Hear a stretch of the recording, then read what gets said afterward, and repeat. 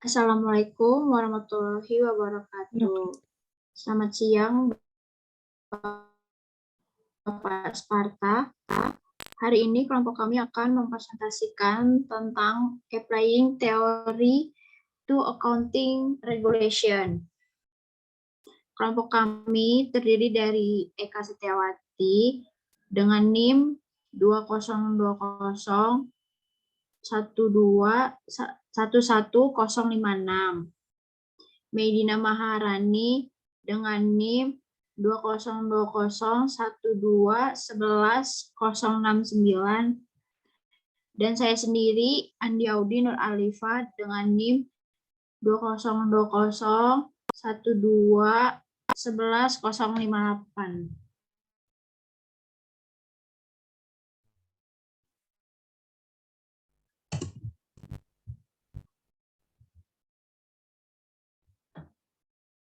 Yang pertama akan dibacakan oleh Eka Setiawati. Di LO1 ini kami membahas tentang teori regulasi yang relevan dengan praktik akuntansi dan auditing.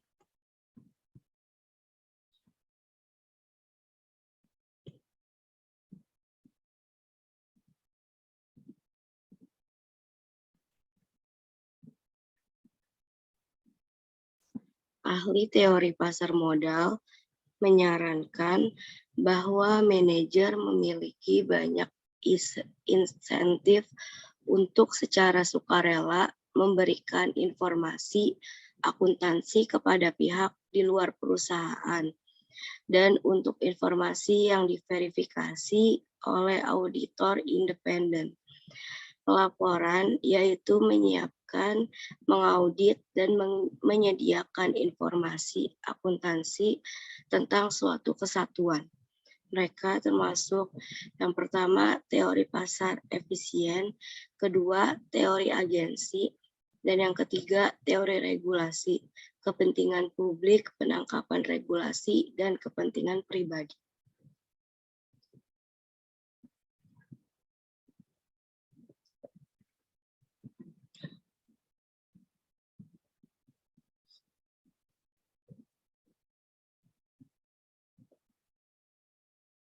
Next.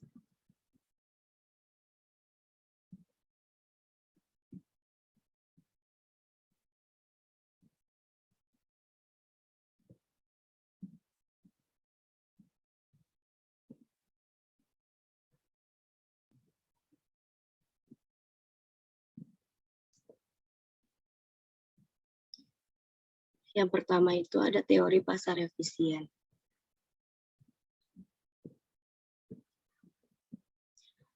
Ekonom pasar bebas akan berpendapat bahwa pasar berfungsi paling baik tanpa pemerintah intervensi dan efisiensi maksimum dicapai dengan memungkinkan kekuatan pasokan dan permintaan untuk mendikte perilaku pasar.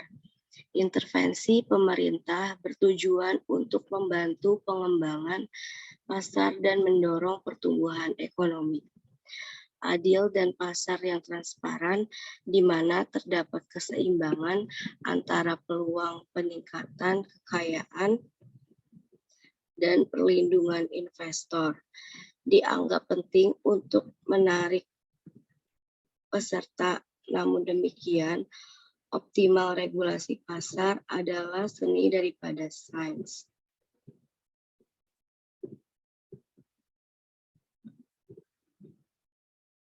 Pemerintah juga secara aktif melakukan intervensi di pasar ini, mengatur tidak hanya bagaimana pasar dilakukan, tetapi juga menyediakan informasi yang digambarkan sebagai darah kehidupan pasar modal.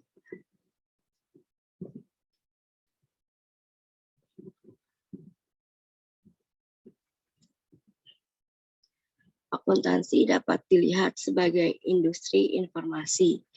Pendukung pendekatan pasar bebas berpendapat bahwa seperti halnya produk lain, kekuatan permintaan dan penawaran harus beroperasi.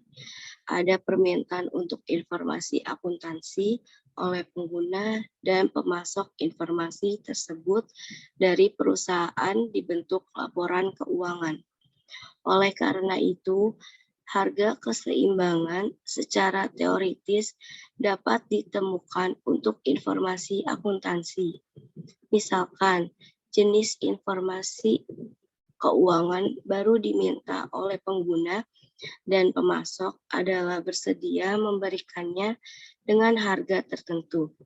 Harga akhirnya akan menyesuaikan dengan tempat pemasok, pasti merasa menguntungkan untuk memberikan informasi dan pengguna percaya bahwa biaya sama atau kurang dari manfaat informasi tersebut. Dengan kata lain, kekuatan pasar bebas dapat menentukan jenis akuntansi, apa menyediakan data, dan standar yang diperlukan yang mendasarinya.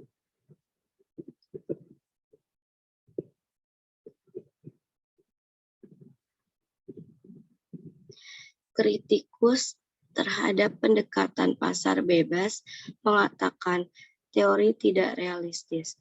Lebih lanjut, mereka berpendapat bahwa teori tersebut tidak dapat dijalankan karena pasar mekanisme tidak akan dapat mencapai harga keseimbangan yang ideal secara sosial. Informasi akuntansi tidak dapat dipertimbangkan dengan cara yang sama seperti produk lain, karena itu adalah barang publik. Hanya peraturan intervensi dapat membujuk perusahaan untuk menghasilkan informasi yang diperlukan untuk memenuhi permintaan real dan untuk memastikan pasar modal yang efisien.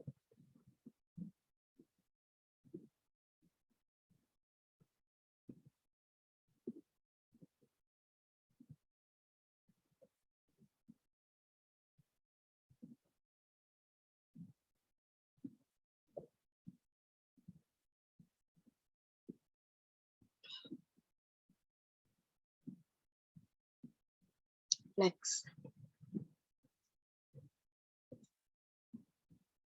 Sebuah perusahaan memiliki monopoli pada penyediaan informasi tentang dirinya sendiri dan oleh karena itu kecenderungan akan bagi perusahaan untuk berproduksi dan menjual dengan harga tinggi. Dari sudut pandang masyarakat, pelaporan wajib akan menghasilkan lebih banyak informasi dengan biaya yang lebih rendah. Bahkan, jika ada pasar bebas untuk informasi akuntansi, Dewan Pengawas akan masih dibutuhkan karena pengguna tidak dapat menyetujui apa yang mereka inginkan dan akuntan tidak akan menyetujui prosedur untuk memperoleh informasi yang diinginkan. Selanjutnya, nilai informasi yang diberikan oleh perusahaan kepada pengguna sangat ditingkatkan jika dapat dibandingkan dengan informasi dari perusahaan lain.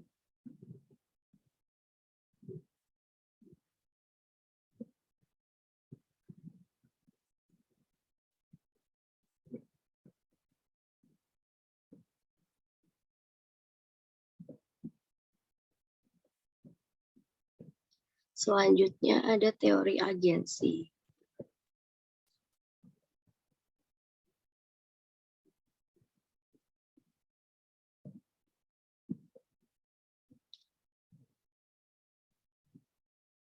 Permintaan informasi keuangan dapat dikategorikan untuk penatagunaan atau untuk tujuan pengambilan keputusan.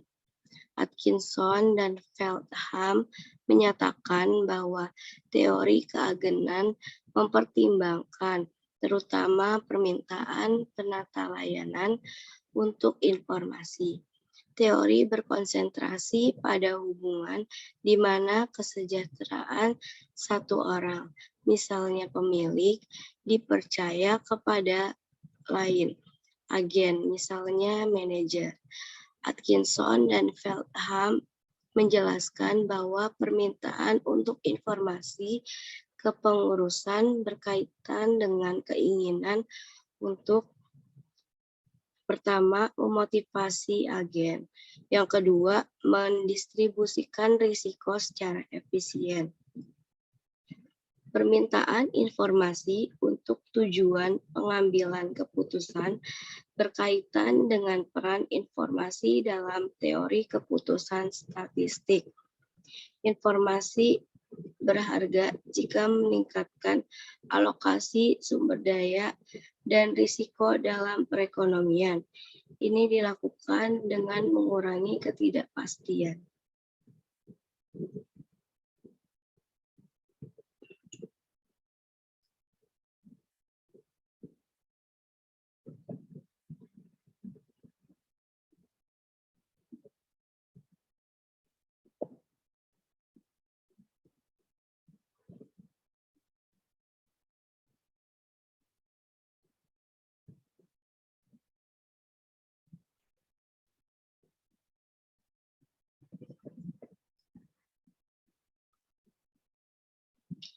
Ketidakpastian dalam teori keagenan dapat diklasifikasikan sebagai ex ante atau ex post. Ex ante atau sebelum peristiwa, ketidakpastian ada pada saat keputusan harus dibuat, seperti ketidakpastian tentang peristiwa terkendali yang akan mempengaruhi produk atau ketidakpastian tentang keterampilan manajer. Ex post atau setelah peristiwa, ketidakpastian ada setelah keputusan diambil, dibuat, dan hasilnya direalisasikan. Teori agensi berfokus pada dampak laporan ex post alternatif yang mempengaruhi ketidakpastian ex post. Atkinson dan Feltham melihat peran penetapan standar sebagai salah satu mengidentifikasi situasi di mana peningkatan kesejahteraan akan diperoleh dari kebijakan keuangan yang diberikan pelaporan. Atkinson dan Feltham melihat peran penetapan standar sebagai salah satu mengidentifikasi situasi di mana peningkatan kesejahteraan akan diperoleh dari kebijakan keuangan yang diberikan pelaporan.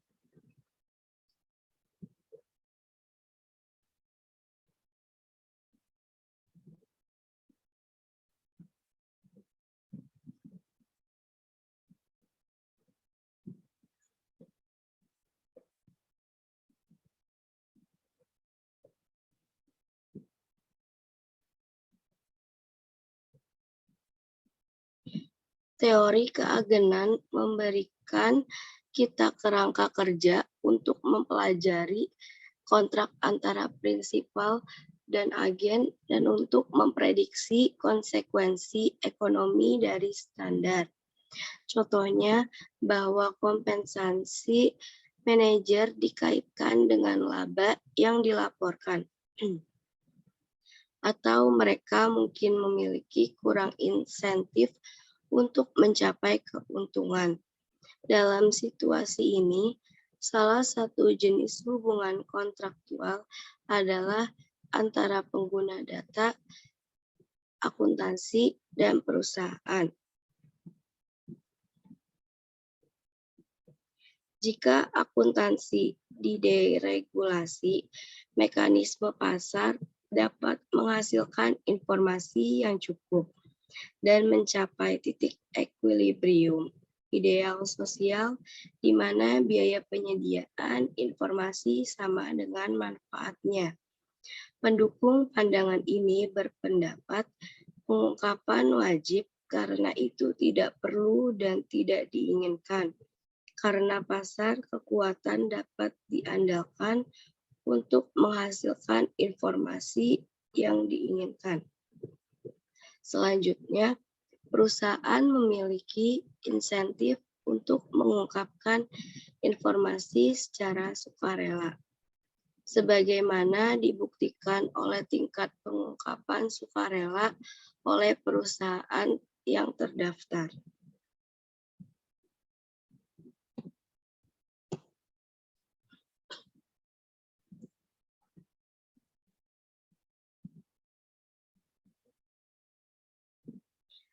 Selain itu, para advokat berpendapat pelaporan yang diperlukan cenderung menciptakan produksi yang berlebihan informasi, karena biaya pembuatan informasi tidak ditanggung oleh pengguna.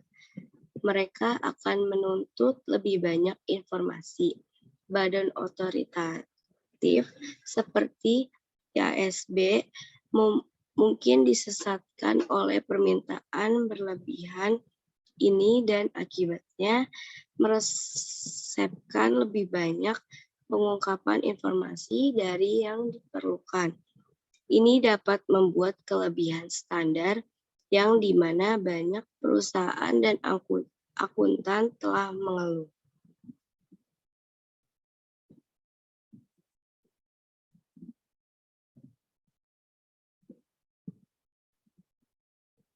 Selanjutnya ada teori regulasi.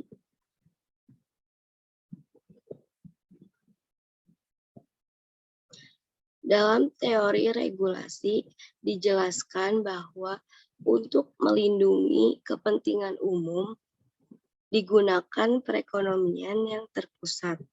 Teori ini menyatakan bahwa aturan yang dibuat oleh legislatif bertujuan untuk melindungi pengguna laporan keuangan yang dilakukan melalui peningkatan kinerja ekonomi.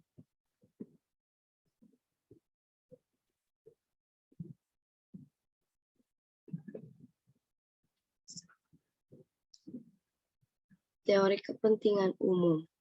Alasan ekonomi utama untuk asal-usul intervensi pemerintah dalam operasi berbagai pasar dalam kepentingan umum adalah kegagalan pasar. Kegagalan pasar potensial terjadi ketika ada kegagalan salah satu kondisi diperlukan untuk operasi terbaik dari pasar yang kompetitif. Contoh potensi kegagalan yaitu 1. Kurangnya persaingan, monopoli, oligopoli. Yang kedua, hambatan masuk. Yang ketiga, kesenjangan informasi yang tidak sempurna atau asimetri informasi antara pembeli dan penjual atau sinyal pasar tertentu, misalnya reputasi penjual.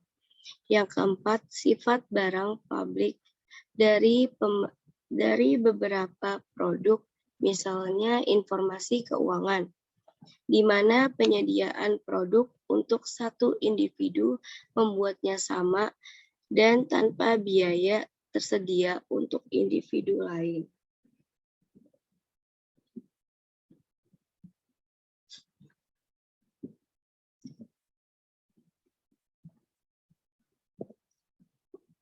Teori kepentingan publik didasarkan pada asumsi bahwa pasar ekonomi tunduk serangkaian ketidaksempurnaan pasar atau kegagalan transaksi yang jika dibiarkan tidak dikoreksi akan menghasilkan hasil yang tidak efisien dan tidak adil.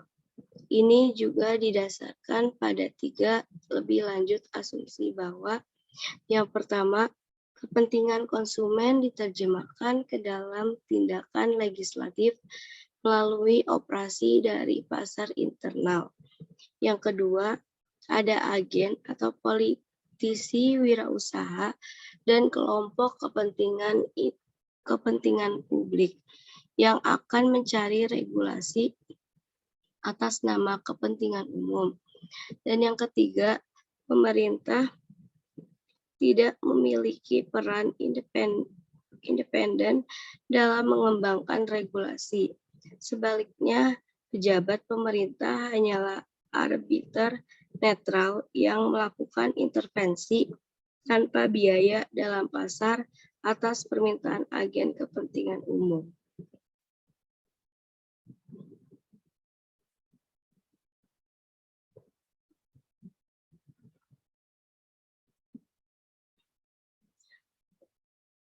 Selanjutnya, teori penangkapan regulasi. Teori kedua yang diajukan untuk memahami regulasi pelaporan keuangan adalah capture theory.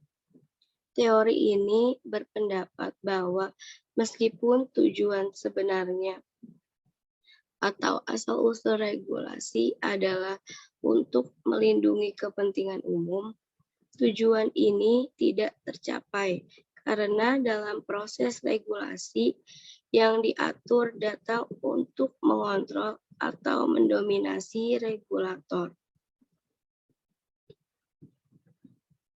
Teori capture mengasumsikan pertama, bahwa semua anggota masyarakat secara ekonomi rasional. Oleh karena itu, setiap orang akan mengejar kepentingannya sendiri sampai pada titik di mana manfaat marginal swasta dari melobi regulator sama dengan marginal swasta biaya.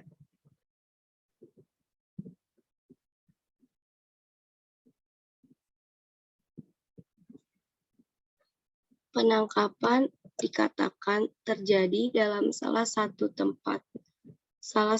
empat situasi, yaitu jika diatur entitas. Yang pertama, mengontrol peraturan dan badan pengatur. Yang kedua, berhasil mengkoordinasikan kegiatan badan pengawas dengan kegiatannya, sehingga kepentingan pribadi mereka terpenuhi. Yang ketiga, menetralisir atau memastikan non-kinerja atau kinerja biasa-biasa saja oleh pengatur tubuh. Dan yang keempat, dalam proses interaksi yang halus dengan regulator, berhasil mengkooptasi regulator ke dalam perspektif yang sama, sehingga memberi mereka peraturan yang mereka cari.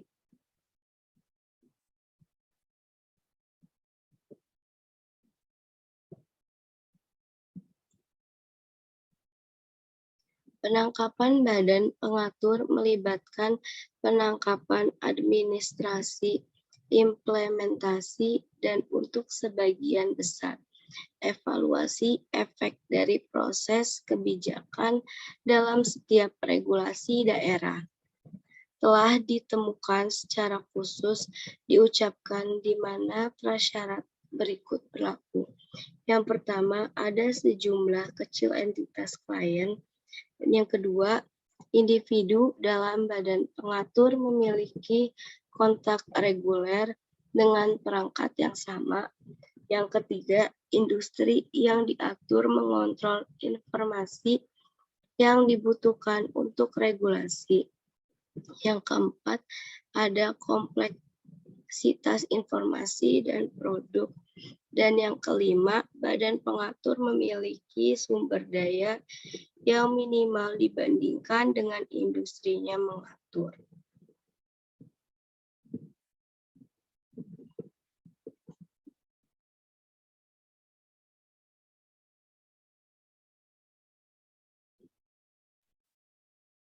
Alasan utama untuk tampilan tangkapan berpusat pada fakta bahwa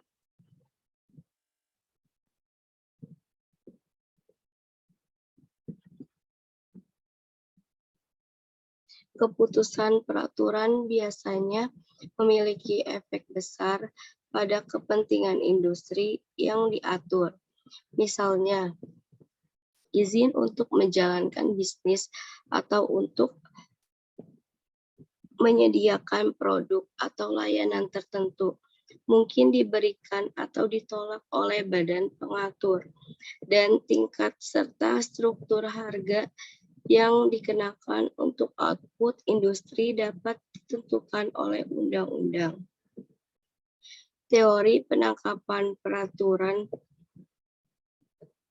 akan menyarankan bahwa badan akuntansi profesional atau sektor korporasi akan mencari kontrol sebanyak mungkin atas pengaturan akuntansi standar yang mengatur pelaporan oleh anggotanya.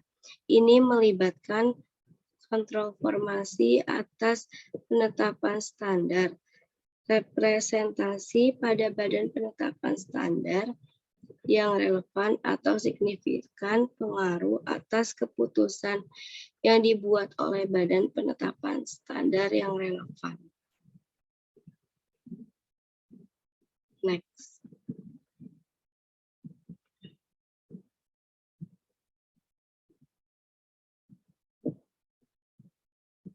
Dan yang terakhir itu ada teori kepentingan pribadi. Teori ketiga muncul sebagai tanggapan atas ketidakpuasan dengan penjelasan yang diberikan baik oleh kepentingan publik dan teori penangkapan.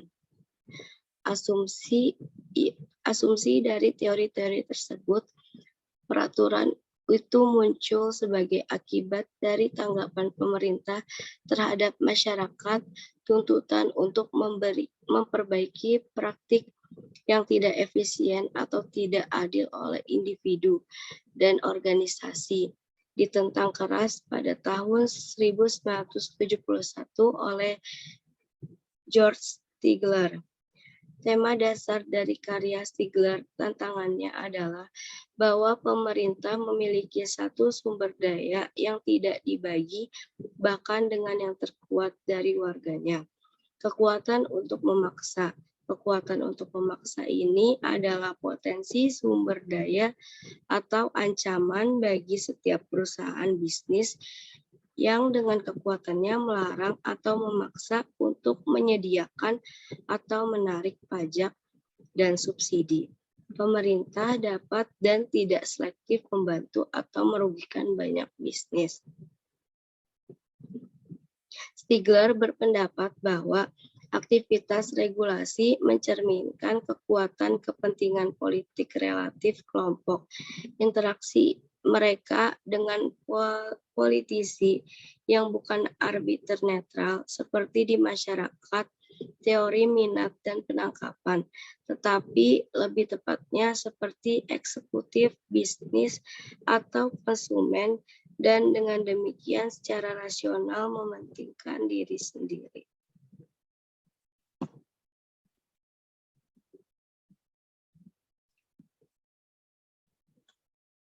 Next.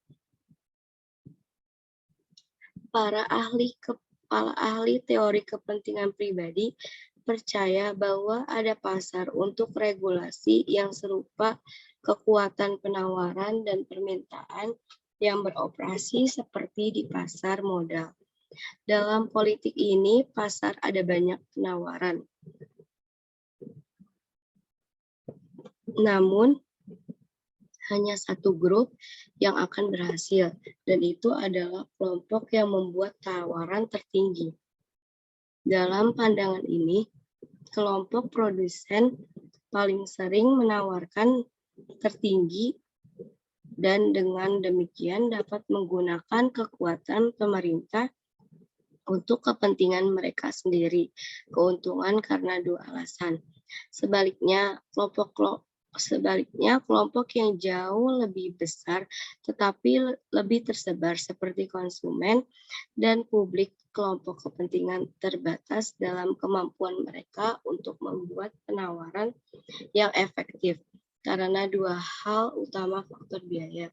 Yang pertama, biaya organisasi. Misalnya biaya yang terkait dengan memobilisasi suara mereka dan menyumbangkan sumber daya untuk mendukung partai politik yang sesuai. Yang kedua, biaya informasi. Misalnya biaya yang terkait dengan memperoleh informasi tentang pemerintah tindakan. Next. Penegasan dasar teori kepentingan pribadi adalah bahwa ada hukum yang semakin berkurang pengembalian dalam hubungan antara ukuran kelompok, dan biaya penggunaan politik. Proses asumsi kedua Stigler adalah bahwa pejabat pemerintah seperti eksekutif, bisnis, atau konsumen secara rasional mementingkan diri sendiri. Mereka berusaha untuk memaksimalkan suara mereka. Jika mereka adalah pejabat terpilih atau kekayaan mereka, jika mereka pejabat yang ditunjuk, atau keduanya. Dengan demikian, regulasi hanya dapat dilihat sebagai alat untuk mentransfer keuntungan ke kelompok terorganisir dalam bentuk subsidi, penetapan harga, kontrol masuk politik pesaing, dan penekanan produksi pengganti jika kelompok akan kembali bantuan dengan suara dan kontribusi untuk politisi.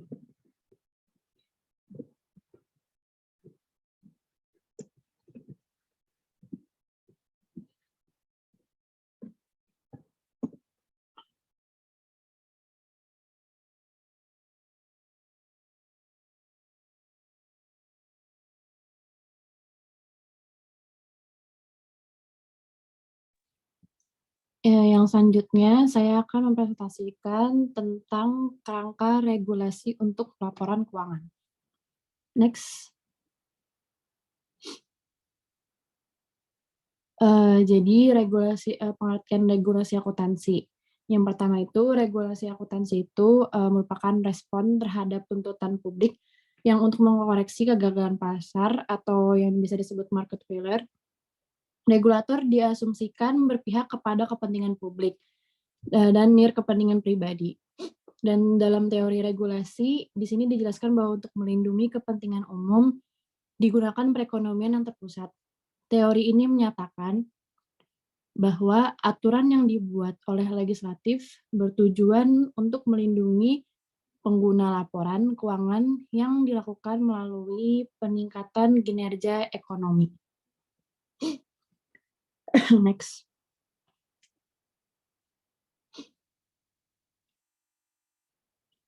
Lalu yang kedua merupakan pengertian regulasi akuntansi dari dalam KBBI atau Kamus Besar Bahasa Indonesia, yaitu regulasi diartikan sebagai sebuah peraturan regulasi merupakan cara untuk mengendalikan manusia atau masyarakat dengan suatu aturan atau pembatasan tertentu.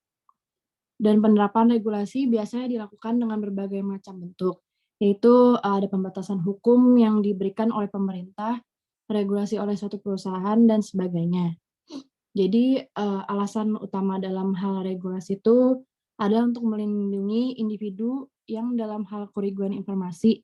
Misalkan jika tidak terdapat adanya asimetri informasi dalam suatu keadaan yang mengakibatkan seluruh tindakan manajer dan informasi dapat diobservasi oleh semua pihak.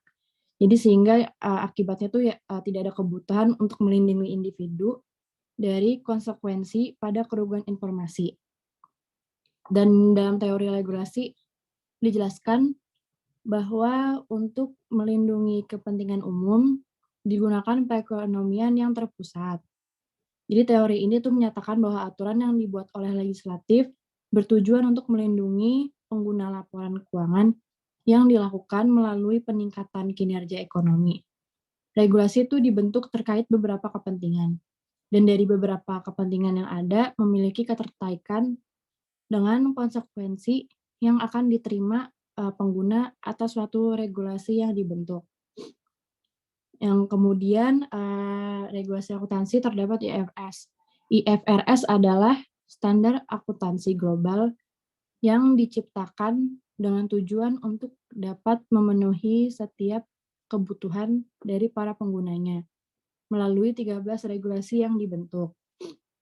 Jadi dari fakta-fakta yang ada dijelaskan bahwa arti dari angka serta rasio keuangan dalam setiap aktivitasnya itu dipengaruhi oleh adanya suatu perubahan standar yang merupakan argumentasi umum yang diajukan terhadap munculnya kebijakan akuntansi IFRS. Next.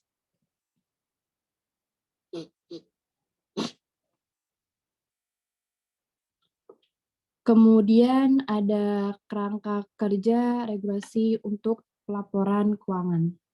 Next. Jadi di berbagai negara terdapat banyak perbedaan mengenai kerangka peraturan akuntansi keuangan. Jadi ada beberapa unsur yang sama, yaitu terdapat 4 unsur. Yang pertama, persyaratan wajib berperan sebagai insentif untuk menghasilkan laporan keuangan untuk diaudit. Kemudian auditor dan pengawasan berperan penting dalam menjamin kualitas informasi yang terkandung dalam laporan keuangan perusahaan. Kemudian tata pengelolaan. Perusahaan mengacu pada struktur, proses, dan lembaga-lembaga dalam dan di sekitar organisasi yang mengalokasikan kekuasaan dan kontrol sumber daya di antara mereka. Kemudian ada badan pelaksana independen berperan untuk meningkatkan kepatuhan terhadap peraturan yang mengatur pembuatan laporan keuangan sesuai dengan hukum dan standar akuntansi. Jadi fitur lingkungan spesifik dari laporan keuangan ini, lingkungan membentuk apa yang bisa disebut kerangka peraturan keuangan pelaporan. Jadi sementara kerangka peraturan bervariasi antar negara karena mereka sering memiliki elemen-elemen umum yang berbeda. Next.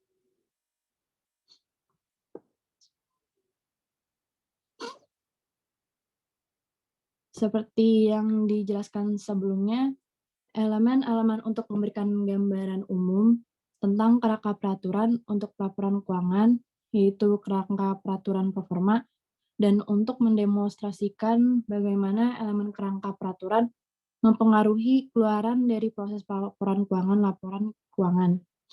Jadi yang unsur dari kerangka regulasi adalah yang seperti disebutkan tadi.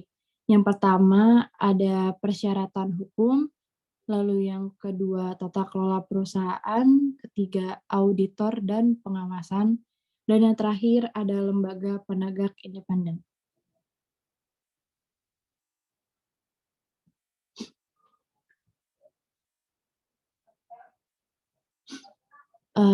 Ke slide sebelumnya dulu.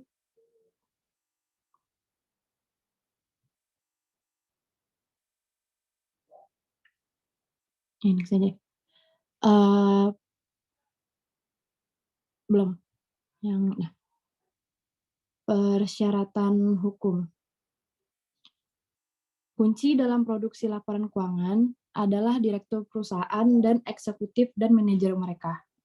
Hal ini dijelaskan bahwa ada banyak motivasi bagi manajer untuk secara sukarela memberikan informasi keuangan agar informasi tersebut dapat diverifikasi secara independen melalui proses auditnya. Direktur dan auditor merupakan kebutuhan untuk memenuhi persyaratan pelaporan menurut undang-undang yang sebagaimana tercantum dalam hukum perusahaan. Di sisi lain, hukum perusahaan kemungkinan akan mengamanatkan persyaratan dasar berkaitan dengan laporan mana yang harus disiapkan dan frekuensi persiapannya. Tetapi juga dapat mencakup persyaratan khusus yang berkaitan dengan informasi yang akan dimasukkan. Untuk misalkan di Australia, perusahaan harus mengungkapkan informasi tentang lingkungan mereka yang dipertunjukkan. Dan di beberapa yurisdiksi, terutama di Amerika Serikat, persyaratan pelaporan itu sebagian besar berasal dari hukum pasar sekuritas daripada hukum perusahaan. Next.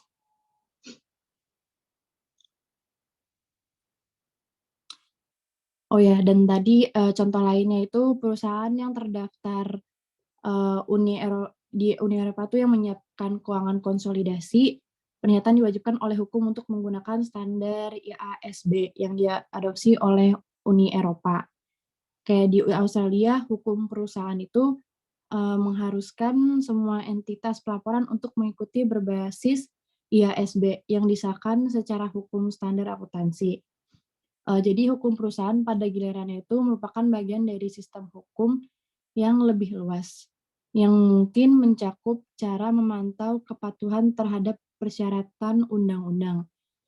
Misalnya PEE melaporkan bahwa banyak negara Eropa memiliki badan yang bertanggung jawab untuk memeriksa pengajuan rekening. Dan selain itu, sistem peradilan memberikan sanksi dan hukuman yang mendorong kepatuhan terhadap perusahaannya juga. Next.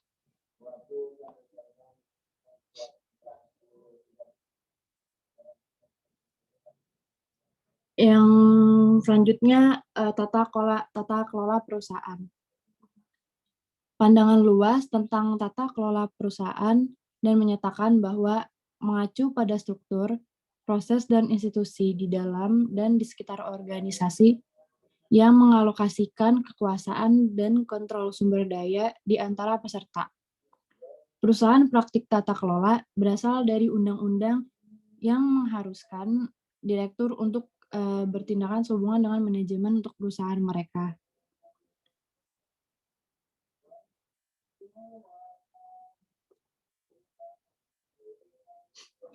Panduan tata kelola perusahaan dapat membentuk rekomendasi praktik terbaik sukarela yang mendorong direktur untuk mengadopsi mekanisme tata kelola yang tepat dan yang paling sesuai dengan situasi individu masing-masing perusahaan. Baik badan supranasional maupun nasional telah menghasilkan tata kelola perusahaan rekomendasi. Jadi misalkan persyaratan untuk contohnya mengadakan rapat dengan pemegang saham dan untuk mengungkapkan hal-hal yang menarik seperti remunerasi dan transaksi pihak yang berelasi merupakan hal dasar yang dari tata kelola perusahaan dan yang mungkin dicakup oleh hukum perusahaan. Next.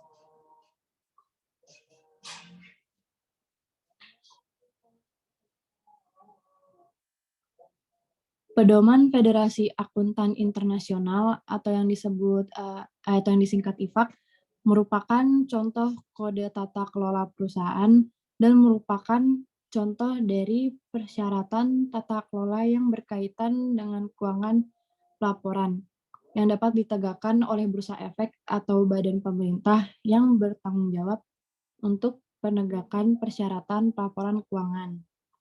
Jadi contohnya itu misalkan di Inggris Raya dan Australia, masing-masing bursa merekomendasikan kepatuhan terhadap perusahaan kode tata kelola dan mengharuskan perusahaan yang tidak patuh untuk memberikan penjelasan alasan ketidakpatuhan.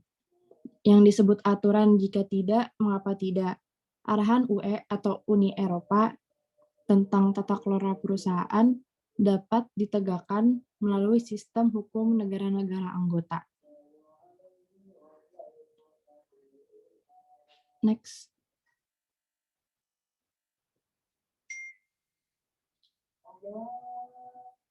Maaf sebelumnya kita jeda azan sebentar ya.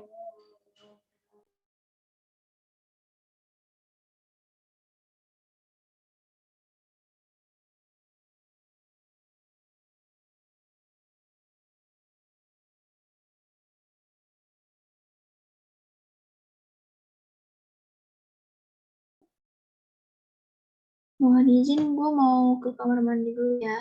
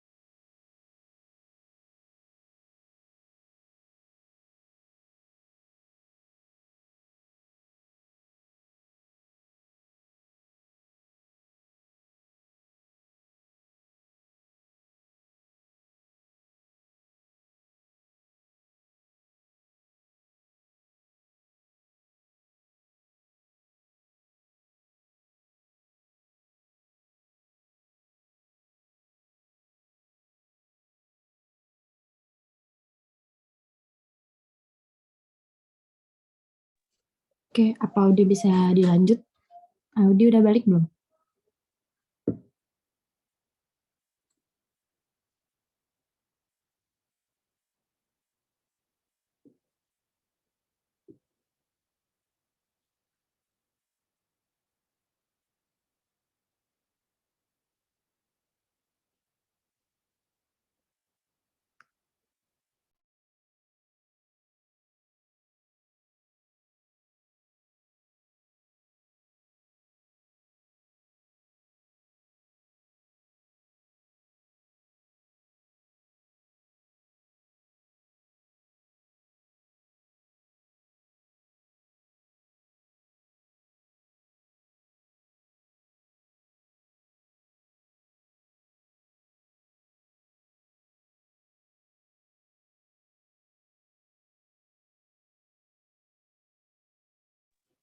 Oke, bisa dilanjut ya? Tapi ke slide sebelumnya dulu, Di.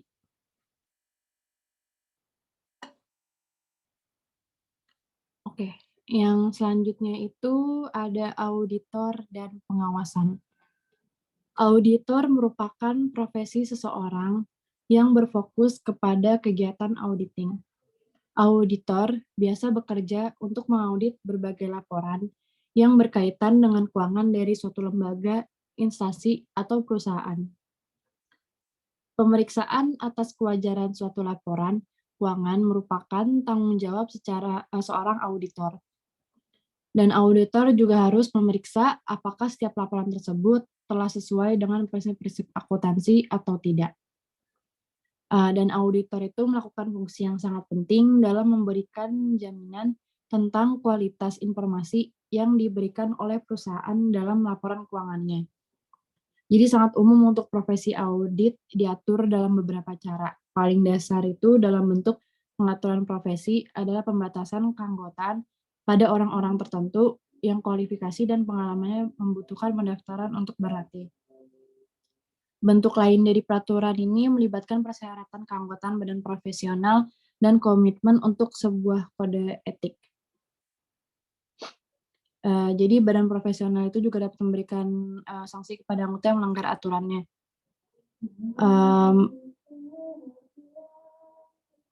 Mereka itu,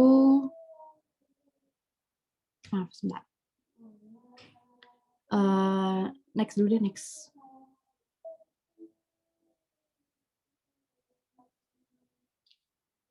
Nah, pengawasan akuntansi meliputi rencana organisasi dan sebuah cara dari prosedur yang terutamanya menyangkut dan berhubungan langsung dengan pengamanan harta benda dan dapat dipercayainya catatan keuangan atau pembukuan. Salah satu contohnya ialah self-regulation. Self-regulation dari profesi audit telah banyak diamati. Tetapi ada beberapa contoh penting di mana regulasi sejak awal menjadi tanggung jawab dari otoritas negara.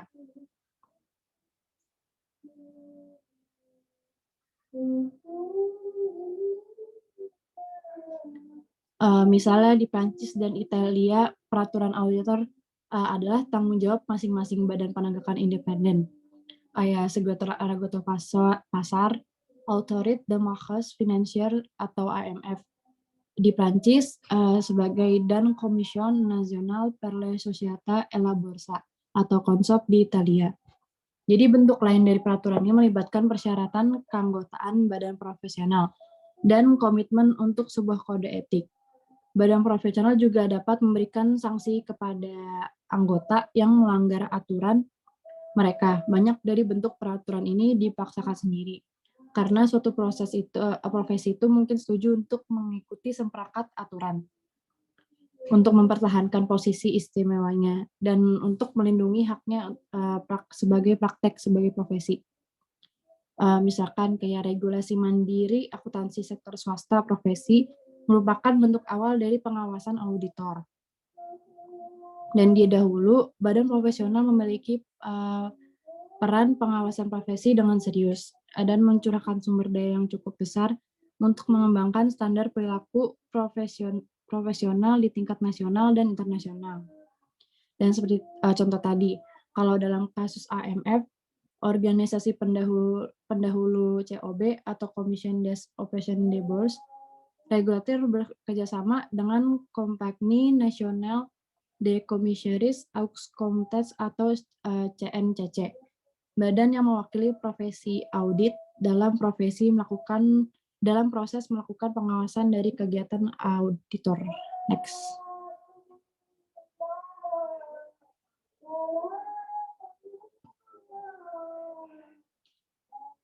Yang selanjutnya ada lembaga penegak independen. Badan penegakan berarti setiap badan, biro, atau entitas federal, negara bagian, lokal, atau provinsi, pengawas, administratif, atau pemerintah termasuk namun tidak terbatas pada Securities dan Exchange Commission, Federal Deposit Insurance Corporation, Kantor Pengawas Keuangan Mata Uang, Dewan Gubernur Sistem Federal Reserve, Biro Perlindungan Keuangan Konsumen, dan Departemen Keuangan yang bertindak dalam kapasitas resminya.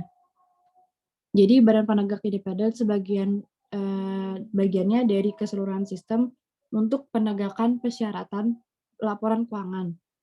Jadi peran badan semacam itu dalam peraturan pelaporan keuangan adalah untuk mempromosikan kepatuhan terhadap peraturan yang mengatur pembuatan laporan keuangan yang tertuang dalam undang-undang dan standar akuntansi. Badan Penegakan Independen adalah perpanjangan dari pengajuan pengawasan, bagian dasar dari kerangka peraturan. Sementara banyak negara yang memiliki tubuh bertanggung jawab untuk pengawasan pengajuan.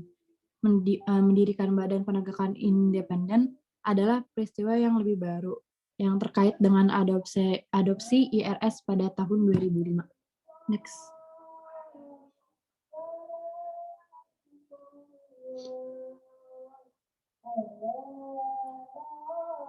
Badan Penegak Independen mungkin memiliki tugas dan wewenang yang luas terkait dengan regulasi pasar sekuritas yang jauh melampaui pemantauan keuangan pelaporan. Namun demikian, badan-badan tersebut dapat sangat aktif dalam menegakkan pelaporan keuangan, persyaratan yang terkandung dalam hukum dan standar akuntansi. Jadi saya karena sebuah regulator pasar sekuritas merupakan bentuk yang paling umum diamati untuk independen badan penegak. Securities and Exchange Commission atau SEC adalah contoh penting dari regulator pasar aktif yang terlibat dalam menetapkan persyaratan akuntansi, baik secara langsung atau komite yang didelegasikan FASB, memberikan saran interpretasi, dan mengambil tindakan hukum terhadap perusahaan karena ketidakpatuhan. Jadi SEC ini merupakan komisi yang anggotanya dipilih oleh pemerintah. SEC yang merupakan agen pemerintah federal terdiri atas lebih dari 3.000 staf yang terdiri atas 18 kantor dan 4 divisi. Peran SEC adalah untuk memastikan bahwa Securities Act 1933 yang isinya untuk melindungi investor dapat terlaksana. Salah satu aturan yang ada pada Securities Act 1933 adalah mengharuskan perusahaan yang go publik untuk menyampaikan disclose atau laporan keuangan dan informasi lain yang relevan ke publik. Next.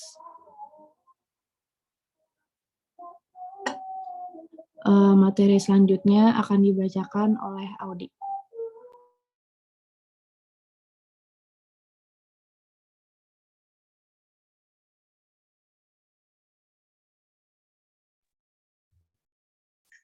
Di sini ada institusi pembentukan standar akuntansi dan auditing.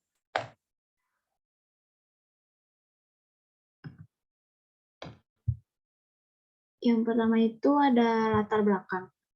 Pengembangan standar akuntansi internasional dimulai secara formal dengan pembentukan Komite Standar Akuntansi Internasional atau dalam kurung IASC di London pada tahun 1973. Komite ini terdiri dari perwakilan badan akuntansi profesional dari 9 negara, Australia, Kanada, Prancis, Jepang, Meksiko, Belanda, Inggris, Irlandia, Amerika Serikat, dan Jerman Barat. Tujuannya adalah untuk mengembangkan standar akuntansi untuk sektor swasta yang cocok digunakan di seluruh dunia. Sebelum tahun 2005, standar akuntansi internasional atau IAS berpengaruh dalam hal-hal berikut. Mereka diadopsi untuk digunakan di negara-negara tanpa struktur pengaturan standar nasional. Misalnya di Papua Nugini dan Indonesia. Dalam kasus lain, mereka digunakan dalam pengembangan standar nasional seperti di Singapura dan Hong Kong. IAS juga digunakan secara sukarela sejak awal 1990-an dalam rekening konsolidasi perusahaan dan negara-negara seperti Swiss dan Jerman. Di negara-negara ini, akuntansi nasional mencerminkan orientasi stakeholder yang muncul dari kerangka hukum, kode mereka, dan sistem akuntansi berbasis pajak. Perusahaan menggunakan IAS untuk memberikan informasi tambahan bagi pelaku pasar modal dalam format yang lebih transparan dan sebanding.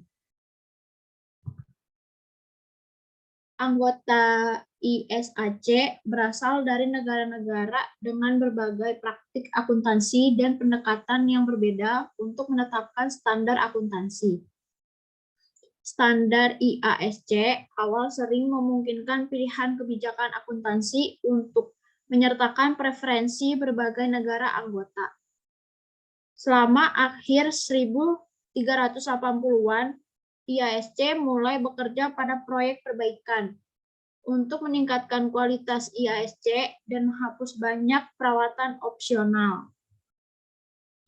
IOSCO, badan yang mewakili regulator sekuritas di seluruh dunia, mencari seperangkat standar yang dapat digunakan anggotanya dalam daftar lintas perbatasan.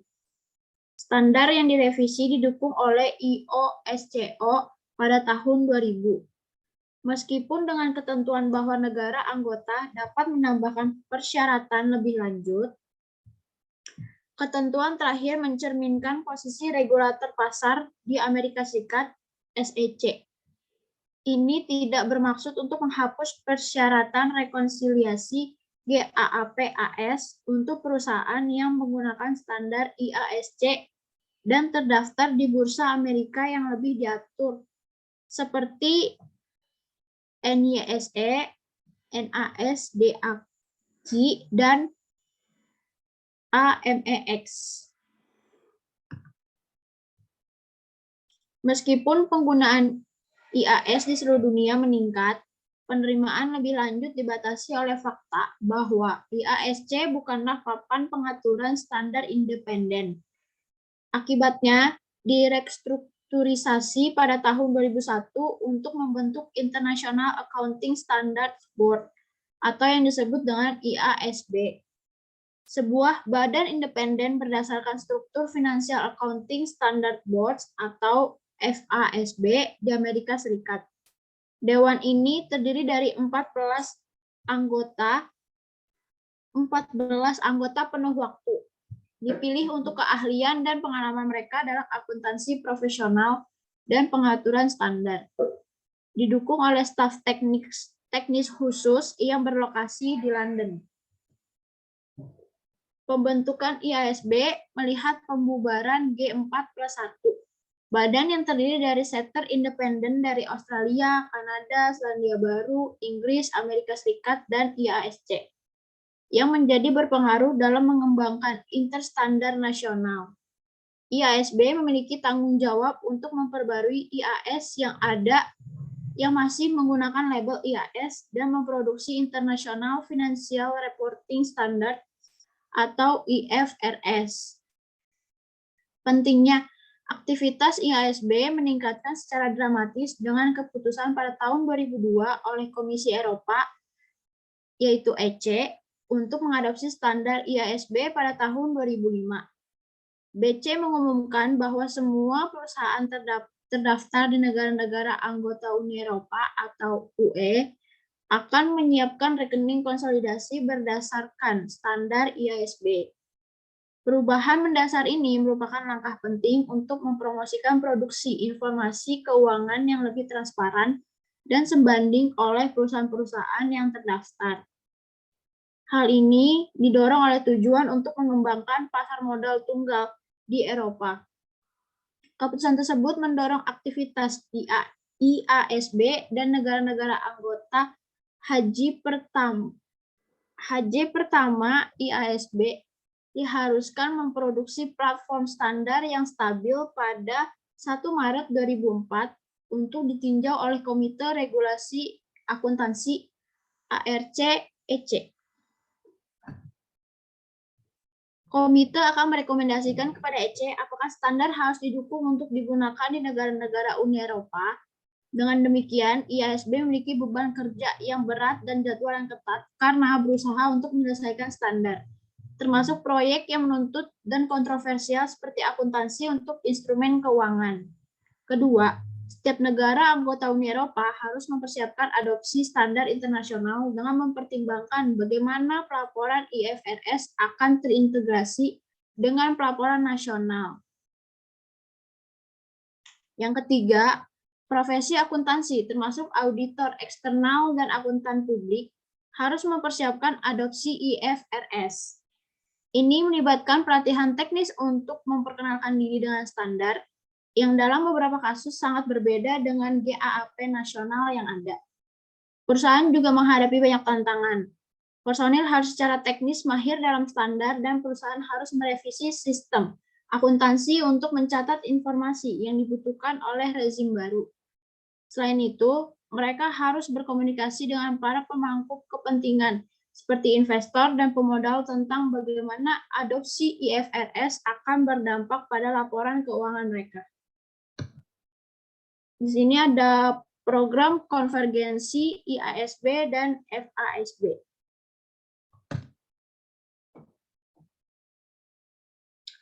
Program konvergensi memerlukan FASB dan IASB untuk mengidentifikasi perbedaan antara standar masing-masing untuk meninjau solusi yang tersedia dan untuk mengadopsi perawatan yang lebih baik. Dalam praktiknya, konvergensi adalah proses yang rumit. Beberapa perbedaan muncul karena perbedaan mendasar antara dua set standar. US GAAP telah digambarkan sebagai standar berdasarkan aturan, sementara IAS bertujuan untuk berdasarkan prinsip. Keterlibatan Amerika Serikat yang lebih besar berarti bahwa pengaturan standar internasional dan pada gilirannya pengaturan standar nasional sekarang didominasi oleh FASB dan IASB. Proses konvergensi hanya dapat menjadi dialog dua arah antara FASB dan IASB karena kesulitan bawaan yang akan meningkat jika lebih banyak pihak terlibat.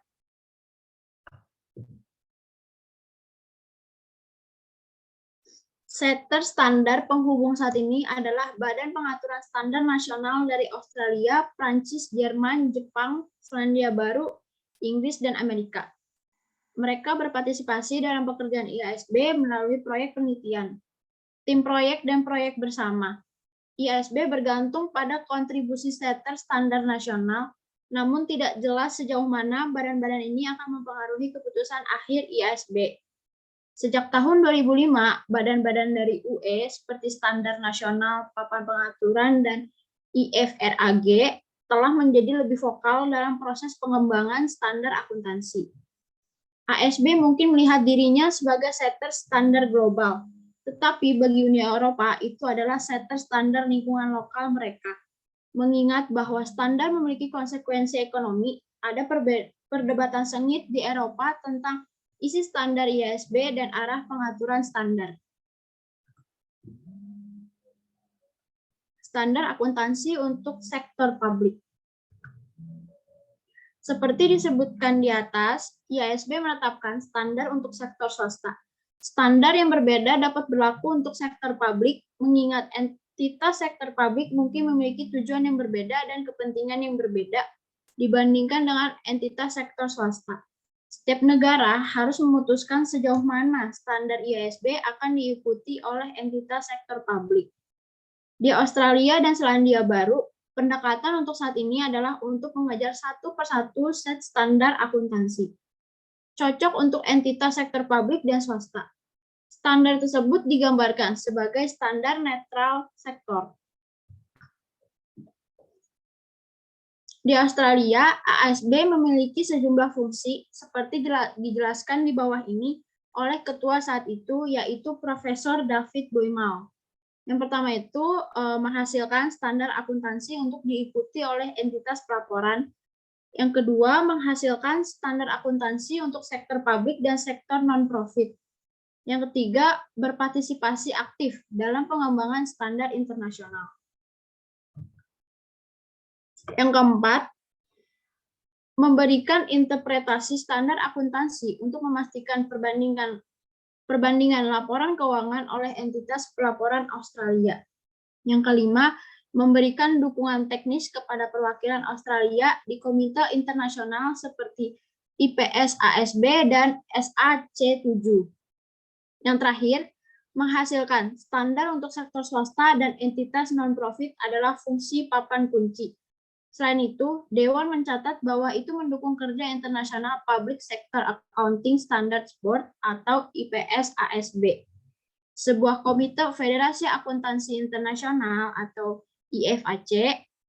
Pada tahun 2009, IPS-ASB terlibat dalam pengembangan kerangka konseptual untuk akuntansi sektor publik.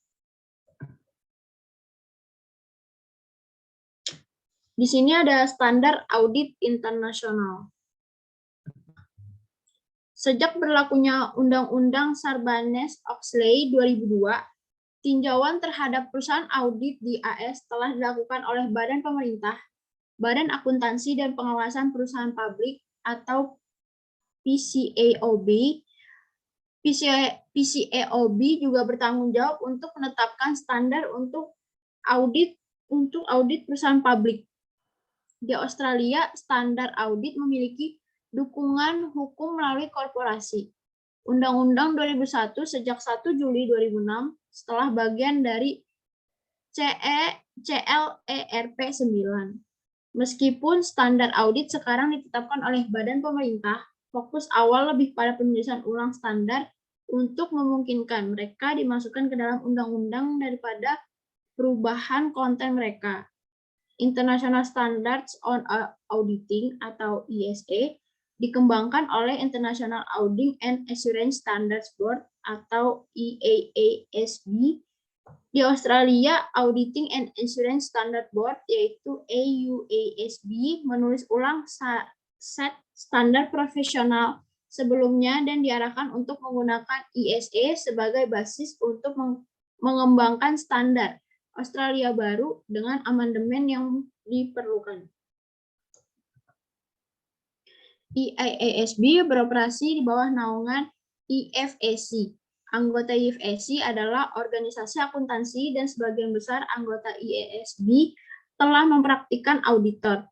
Situasi ini telah menyebabkan beberapa komentator untuk menyarankan bahwa IASB ditangkap oleh profesi audit dengan cara yang sama bahwa Badan Akuntansi Profesional telah ditangkap proses pengaturan standar audit nasional sebelum Undang-Undang Sarbanes-Oxley di AS dan CLERP 9 di Australia. Meskipun pemerintah tampaknya telah mengambil alih standar auditing, ketergantungan mereka pada IASB berpotensi merongrong otoritas pemerintah. IASB tampaknya menyadari ancaman terhadap kredibilitas dan kekuasaannya dengan bergantung pada akuntan profesional untuk pendanaan dan keahlian. IFAC membentuk Badan Pengawasan Kepentingan Umum atau PIOB pada 2005 dengan tujuan meningkatkan kepercayaan terhadap standar yang dikeluarkan oleh IASB dan badan IFAC lainnya. Tujuannya untuk memastikan standar ditetapkan secara transparan yang mencerminkan kepentingan publik dengan masukan dari publik dan regulator dan memfasilitasi regulasi auditulasi.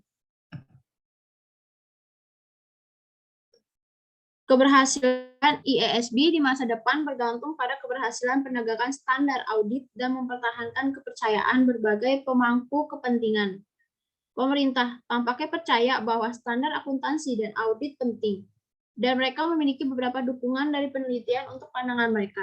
Ada bukti bahwa kekuatan standar akuntansi dan audit dan efektivitas penegakan mereka adalah faktor dalam suksesnya pengembangan pasar keuangan di seluruh dunia. Prancis, Kurana, dan Pereira mengumpulkan bukti kualitas audit, kekuatan audit, dan kualitas standar akuntansi, dan audit kualitas tinggi lebih mungkin ada dalam tata kelola korporasi di negara-negara dengan perlindungan investor yang kuat. Namun, meskipun kualitas akuntansi yang lebih tinggi dan audit juga terkait positif dengan pengembangan pasar keuangan di negara-negara ini, bukti tidak mendukung keyakinan bahwa mereka cukup untuk mendorong pengembangan pasar keuangan tanpa perlindungan investor yang kuat. Sekian presentasi dari kelompok kami. Kurang lebihnya mohon maaf. Wassalamualaikum warahmatullahi wabarakatuh.